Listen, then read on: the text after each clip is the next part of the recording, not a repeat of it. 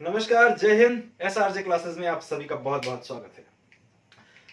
पिछली 3 कक्षाओं में हमने 3 अलग अलग जिलों के बारे में पढ़ा है।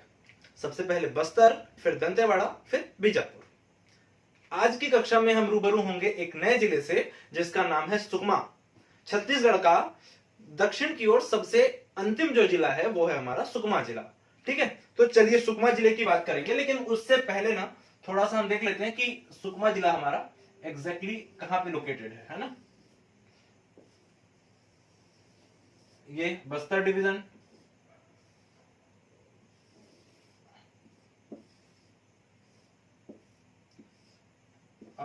इस तरह से पूरा हमारा बस्तर डिवीजन है। तो पहली कक्षा में हमने पढ़ा था बस्तर जिले के बारे में, फिर हमने पढ़ा सुकमा जिले के बारे में, फिर हमने पढ़ा बीजापुर जिले के बारे में। आज हम चौथे नंबर पे पढ़ने वाले हैं सुकमा जिले के बारे में। ठीक है, इसके बाद फिर बाकी 3 जिले हमारे बचेंगे, उसको फिर देखेंगे इसके बाद से। ठीक है ना।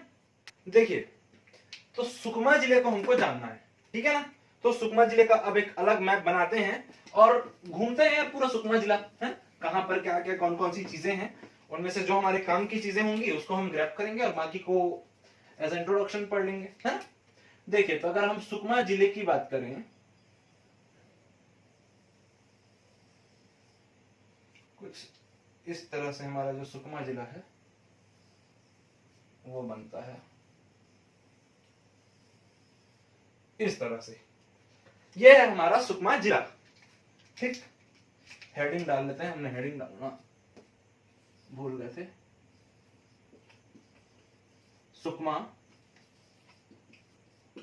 District, Sukma district. ठीक है, ये जो हमारा सुकमा जिला है ना, यहां पर एक रोड आती है।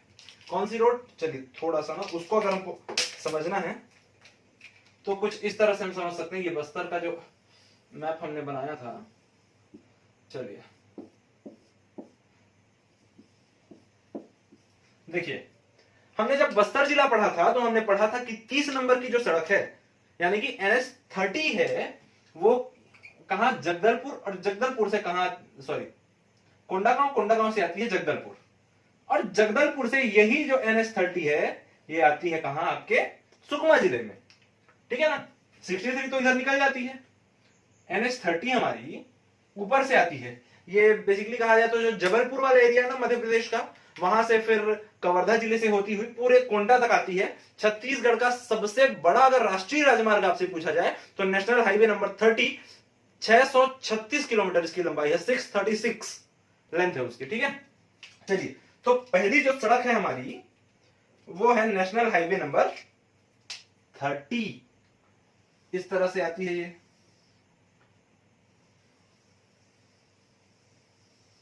ऐसे, और इसी नेशनल हाईवे नंबर 30 पर स्थित है हमारा जो जिला मुख्यालय है सुकमा जिले का, सुकमा। ठीक है, क्लियर इतनी बातें? ये है नेशनल हाईवे नंबर 30। और ये जो लास्ट वाला जो पॉइंट है ना सुकमा जिले का, देखिए नेशनल हाईवे नंबर 30 ये बस्तर जिला से आ रही है, मतलब जगदलपुर से आ रही है। ठीक है, ये जगदलपुर है, फिर यहाँ पे दरभा तहसील है ना। जगदलपुर फिर दरभा तहसील को क्रॉस करके वो जो रोड है ये आगे आ रही है, और इसी रोड पे जो जिला मुख्यालय है सुकमा वो पड़ता है, और लास्ट में एक और जगह पड़ता है इसमें। देखिए यहां पर छत्तीसगढ़ का सबसे साउथ मोस्ट पॉइंट इसको हम कह सकते हैं, ये है हमारा कोंटा। बोलते हैं ना अपन छत्तीसगढ़ी में कॉर्नर को क्या बोलते हैं? कोना जो होता है उसको कोंटा। अरे कोंटा मढ़ादिन का दिला, बोलते हैं ना ऐसा, बस वही सेम चीज है कोंटा। छत्तीसगढ़ का सबसे कॉर्नर में, सबसे नीचे में, सबसे साउथ मोस्ट पॉइंट में कौन सी जगह है? तो वो है कोंटा। ठीक, अब देखिए, अब इस रोड के बारे में थोड़ा सा जानते हैं हम। तो इस रोड में अगर हम आते हैं ना तो दरभा तहसील पड़ती है हमको बस्तर जिला में, और दरभा तहसील से थोड़ा सा आगे आते हैं तो हमको पड़ता है यहां पर झीरम घाटी। ठीक है ना, झीरम घाटी। झीरम घाटी के बाद यहां पे हमको एक और जगह पड़ेगी, और ये है सीजी। छत्तीसगढ़ नहीं ना, छिंदगढ़। छिंद जानते हैं ना, छींद के पेड़ ज्यादा पाए जाते हैं वहां पे, इसलिए जगह का नाम ही रख दिया छिंदगढ़। ठीक है, तो ये हुआ छिंदगढ़। दरभा तहसील से क्रॉस करेंगे तो सबसे पहले हमको पड़ेगा क्या, झीरम घाटी, झीरम घाटी के बाद छिंदगढ़, उसके बाद सुकमा। ठीक, इसके पहले ना एक और जगह पड़ती है केरला पाल, उसके बाद सुकमा, और सुकमा के बाद एक और जगह पड़ती है दोरनापाल। केरला पाल, दोरनापाल। ठीक है, और इसके बाद फिर इसी रास्ते में आएंगे तो लास्ट में हमको पड़ेगा क्या, कोंटा तहसील। ठीक, अब देखिए यही जो कोंटा तहसील है ना, इसी कोंटा तहसील से जो हमारी एक सड़क है, राज्य की सड़क है SH5, याद कीजिए मैंने बताया था आपको SH5। तो वो जो SH5 है ना, ये देखिए यहां से ये ऊपर जाएगी दंतेवाड़ा, ठीक है ना, दंतेवाड़ा से बीजापुर का कुछ हिस्सा क्रॉस करते हुए ये कहां पहुंच जाएगी, नारायणपुर, नारायणपुर से कांकेर, और कांकेर से राजनांदगांव जिले के मोहला मानपुर, है ना। और उस तरह से ये जो SH5 है ये लगभग पंडरिया तक आती है, कवर्धा जिले के। ठीक है, और इसी के साथ देखिए ये जो है हमारा SH5, ये सबसे बड़ा राजकीय मार्ग है छत्तीसगढ़ का, और ये जो नेशनल हाईवे नंबर 30 है ये सबसे बड़ा राष्ट्रीय राजमार्ग है छत्तीसगढ़ का, याद रखिएगा। 636 इसकी लंबाई है और 608 किलोमीटर SH5 की लंबाई है, 608, 636। ठीक, इतनी बातें क्लियर हुई। अब इस पर लाइन से कुछ जगहें पड़ेंगी, उनको देख लेते हैं हम। तो कौन कौन सी जगह है भैया, देखो सबसे पहले आपको पड़ेगा क्या, यहां पर सोना कुकनार, नाम आप याद करते जाइएगा, सोना कुकनार। लिख मैं इसलिए नहीं रहा हूं क्योंकि अगर मैं पूरा लिख दूंगा ना तो आपको उतना अच्छे से याद नहीं होगा, जितना अच्छे से आप ध्यान से सुनेंगे तो आपका दिमाग उस चीज को ग्रैब कर लेगा। ठीक है, तो सोना कुकनार, सोना कुकनार से ऊपर जाएंगे तो हमको पड़ेगा चित्तलनार, सोना कुकनार से ऊपर चित्तलनार, चित्तलनार से ऊपर जाएंगे तो पड़ेगा गोविंदपाल, उसके बाद पड़ेगा मुंडपाल, और ये थोड़ा ऊपर और जाएंगे तो हमको पड़ेगा ताड़मेटला। याद करिए, याद करिए, याद करिए। सबसे पहले सोना कुकनार, फिर चित्तलनार, चित्तलनार के बाद गोविंदपाल और मुंडपाल, 2 पाल वाली जगह। ठीक, सोना कुकनार, सोना कुकनार से ऊपर आएगा आपको चित्तलनार, गोविंदपाल, मुंडपाल, और लास्ट में ताड़मेटला। ठीक, इतनी जगहें क्लियर हुई आपको।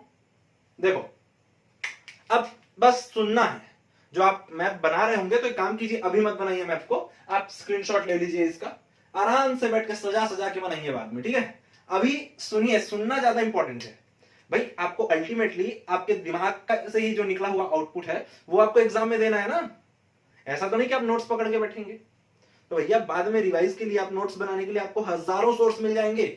यहां पर दिमाग को एक्टिव रख के आप सिर्फ सुनिए और इस चीज को ग्रैब करने की कोशिश कीजिए, कितना ज्यादा से ज्यादा आप आउटपुट ले सकते हैं एक बार देखने से। और अगर एक बार में नहीं होता तो आप बार बार देखिए, वो एक अलग मैटर हो जाता है। लेकिन कंसंट्रेट होकर अगर आप पूरा देखेंगे तो मेरी गारंटी है कि आपको दोबारा इस चीज को देखना नहीं पड़ेगा, आप बिना देखे फिर बनाओगे इसको, है ना। बस कंसंट्रेट होके देखिए, क्योंकि कोई रॉकेट साइंस तो है नहीं इसमें भैया। जगह है, हमको जानना है कि उन जगहों में क्या है। अब आपसे आपके शहर के बारे में पूछेगा तो आप बिल्कुल बता ही लोगे ना। बस वैसा ही है, हम भी तो घूम ही रहे हैं ना, बस जगह को देख रहे हैं। अब बस देखने की जगह में हम क्या कर रहे हैं, इमेजिन कर रहे हैं उस चीज को। तो बहुत अच्छी चीज है, बहुत अच्छे से याद होगी, बस आप कंसंट्रेट होके देखिए इसको। ठीक है, तो चलिए झीरम घाटी, झीरम घाटी क्या याद आता है झीरम घाटी से, वो काला दिन 25 मई 2013 कांग्रेस की परिवर्तन यात्रा से लौट रहे थे। कांग्रेस के मतलब जो पहली पंक्ति के जो दिग्गज नेता थे ना कांग्रेस के, ये सब तो अभी जो बैठे हुए हैं सत्ता में, ये सब बाद वाले हैं। अगर आज वो होते तो शायद ये सत्ता में नहीं होते, उनकी जगह पे वो बैठे होते। तो कांग्रेस की जितनी पहली पंक्ति के बड़े नेता थे, चाहे नंद कुमार पटेल की बात करें, महेंद्र कर्मा की बात करें, विद्याचरण शुक्ल 9 बार सांसद रहे हैं, ऐसे दिग्गज नेताओं को नक्सलियों ने मार दिया था यहाँ पर 25 मई 2013 को। देखिए क्या है ना, ये जो दरभा तहसील बस्तर का है, ये झीरम घाटी वाला जो एरिया है ना, ये एकदम ज्यादा डेंस फॉरेस्ट वाला एरिया है, बहुत ज्यादा घना वन पाया जाता है यहाँ पर। तो यहाँ पर नक्सली जो है वो अपनी पैठ जमा के बैठे रहते हैं। और उसके साथ साथ ना ये जो दोरनापाल वाली जो जगह है, ये वाला एरिया भी काफी हैवी नक्सली बेल्ट में आता है, क्योंकि यहाँ पर भी काफी घने जंगल पाए जाते हैं। तो वहां पर नक्सली अपना पैठ जमा के बैठे हैं, है ना, और वहां से फिर अपनी गतिविधियों को अंजाम देते हैं। तो ये हुआ हमारा झीरम घाटी। 25 मई 2013 कांग्रेस की परिवर्तन यात्रा से लौट रहे जो कांग्रेस के दिग्गज नेता थे उन पर इन्होंने हमला कर दिया था। छिंदगढ़, छिंदगढ़ एक तहसील है। चलिए तहसील आ गया तो तहसील की ही बात कर लेते हैं भैया कि यहाँ तहसील कौन कौन से हैं। तहसील तो सबसे पहले छिंदगढ़, फिर Sukma is district headquarter and also Sukma is tehsil, तो सुकमा प्लस कोंटा, ठीक, 3 तहसील है और ये तीनों तहसील विकास खंड भी हैं। तहसील विकास खंड दोनों में अंतर मैंने आपको बताया था पिछली कक्षाओं में, है ना, वो आप देख लीजिएगा एक बार। देखिए तो ये सुकमा, तो छिंदगढ़ जैसे ही हम आते हैं, पहले निकले अपन दरभा तहसील से, मतलब जगदलपुर से निकले, जगदलपुर से दरभा पड़ा हमको बस्तर जिले में, और उसके दरभा घाटी को क्रॉस करते हुए जब हम आगे सुकमा जिले में प्रवेश करते हैं तो हमको पड़ता है झीरम घाटी। और झीरम घाटी में जैसे ही हम एंटर करते हैं तो हमको याद आ जाता है वो 25 मई 2013 का काला दिन, ठीक। उसके बाद छिंदगढ़ पहुंचते हैं हम, तो छिंदगढ़ एक तहसील है, मतलब एक मतलब बोल सकते हैं शहर और गांव दोनों के बीच का जो एरिया, कस्बा से थोड़ा ऊपर का एरिया है छिंदगढ़, है।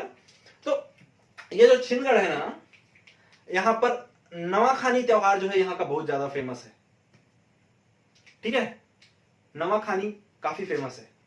उसके साथ साथ गोबर बोहरानी, ये सब त्योहार क्या होते हैं, कैसे होते हैं, ये हम पढ़ेंगे आगे की क्लासेस में, है ना। तो गोबर बोहरानी जो पर्व है वो काफी फेमस है यहाँ। मतलब यहाँ का रूल कैसा है पता है, यहाँ के जो आदिवासी होते हैं ना, वो जाते हैं एक वृक्ष के नीचे, पूरा ना कीचड़ करते हैं, पहले पानी वानी डाल के वहां पे पूरा कीचड़ बनाते हैं, उसमें धान जो है उसके बीज को डाल देते हैं या अन्न के बीज को डाल देते हैं, और यहीं से कृषि की शुरुआत होती है, ऐसा मानते हैं उन लोग। उसके बाद फिर क्या होता है, गोबर जो होता है ना, गोबर, उससे पीठ में से थप्पा दिया जाता है हाथ का, ठीक। और उसके बाद जंगल में जो बाकी लोग होते हैं वो पूजा करने जाते हैं, जिनके पीठ में थप्पा दिया जाता है वो पूजा करने जाते हैं, और जो पूजा करने नहीं जाते हैं उनको उसी गोबर से फेंक फेंक के मारा जाता है। तो इस तरह का कुछ पर्व होता है गोबर बोहरानी, ठीक। तो ये छिंदगढ़ वाले एरिया में काफी फेमस पर्व है, याद रखिएगा।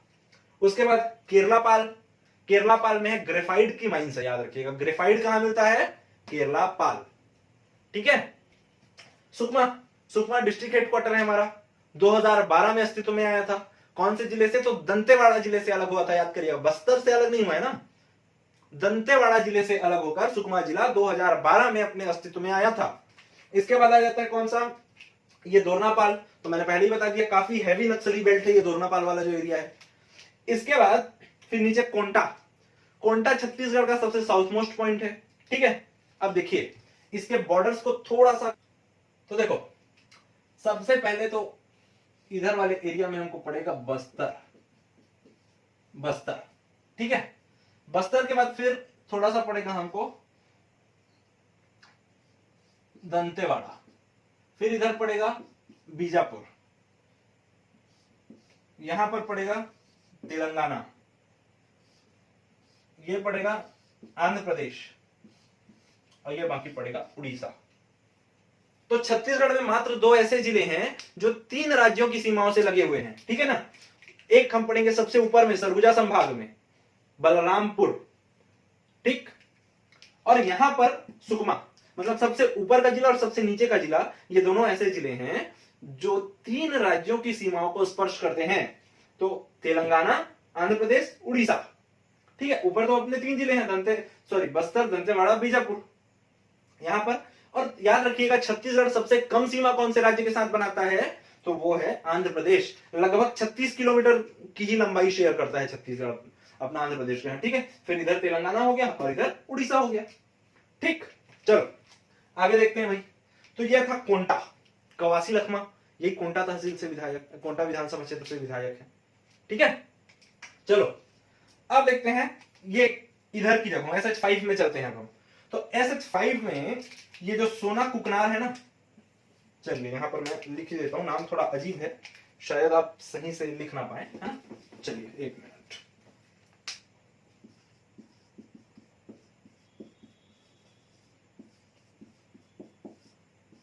सोना कुकनार, ये जो सोना कुकनार है यहां पर कोरंडम मिलता है, कोरंडम, ठीक है।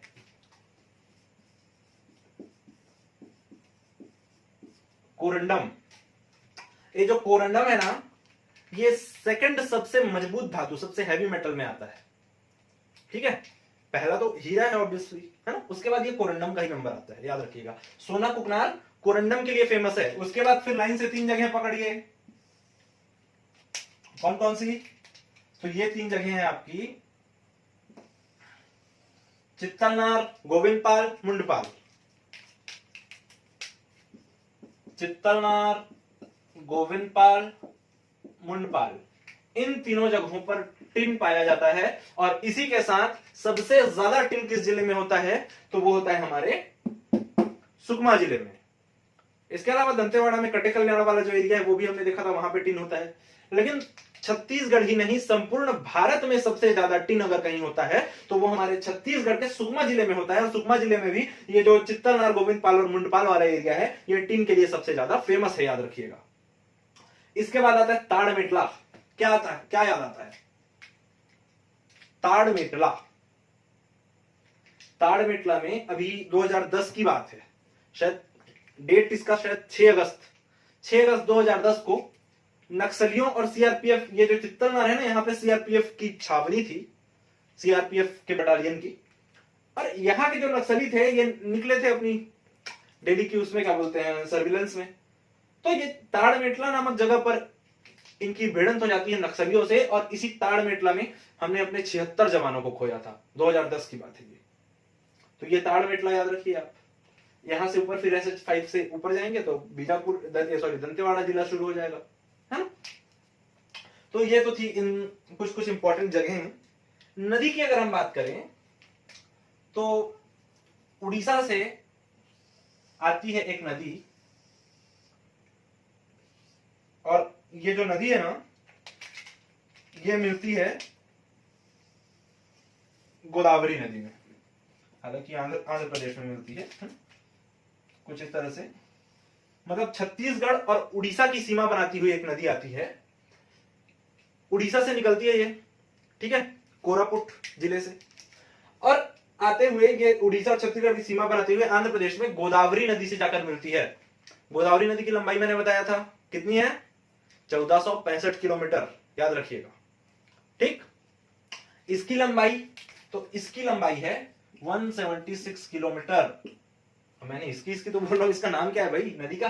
तो इसका नाम है शबरी नदी, याद रखिएगा।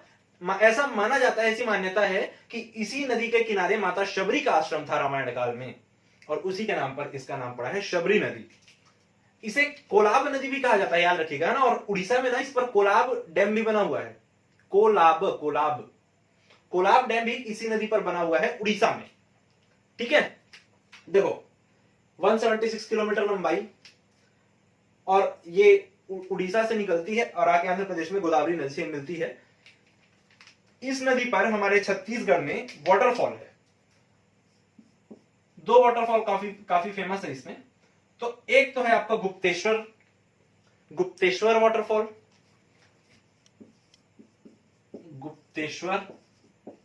वाटरफॉल, दूसरा है आपका रानी दरहा वाटरफॉल। ये काफी कंफ्यूजिंग फैक्टर आ जाता है ना। रानी दरहा वाटरफॉल जो है ये सुकमा जिले में है, लेकिन रानी दहरा वाटरफॉल कबीरधाम जिले में है, और वहीं रानी दाह वाटरफॉल ये आपका जशपुर जिले में है। 3 रानी से 3 नाम पकड़िए आप, रानी दरहा सुकमा, रानी दहरा कबीरधाम, और रानी दाह जशपुर जिला। आगे पढ़ेंगे उनको हम। देखिए इसी तरह से जब पढ़े रहेंगे ना, तो जब हमारे छत्तीसगढ़ के सारे जिले कंप्लीट हो जाएंगे तो ऐसे याद करते चलेंगे आप, बहुत अच्छे से याद होगा, समझ रहे हो आप। तो देखो ये 2 वाटरफॉल हो गए। इसी की एक सहायक नदी है शबरी नदी की, मालगेर नदी। तो और इसी मालगेर नदी पर एक वाटरफॉल है, मालगेर इंदुल वाटरफॉल। मालगेर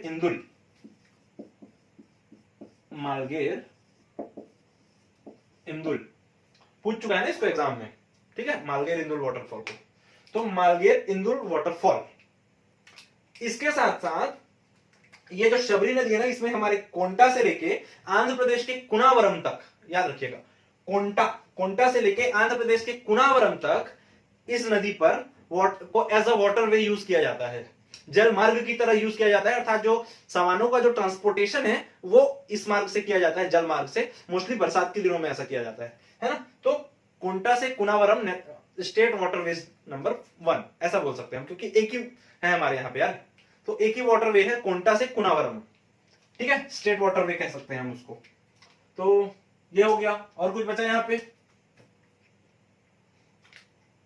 हाँ देखो, ये जो शबरी नदी है ना, शबरी नदी, इसकी रेत में सोने के कण पाए जाते हैं। उड़ीसा में ये एक जनजाति है सोनझरिया जनजाति, वो इन्हीं सोने को जो है अलग करके फिर उसका व्यापार करती है। इस तरह से सोनझरिया जनजाति याद रखिएगा, उड़ीसा में इसी शबरी नदी के रेत में क्या बोलते हैं, सोने के कण पाए जाते हैं। इसके अलावा छत्तीसगढ़ में खैरागढ़ वाला जो एरिया ना राजनांदगांव का, वहां पर आमनेर नदी है।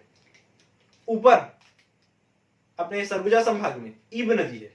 ये सब ऐसी नदियां हैं जिनके रेत में सोने के कण पाए जाते हैं। आगे जब पढ़ेंगे तो उन सारी बातों की चर्चा हम करेंगे, है? तो इस तरह से ये जो हमारा सुकमा जिला है ये खत्म होता है।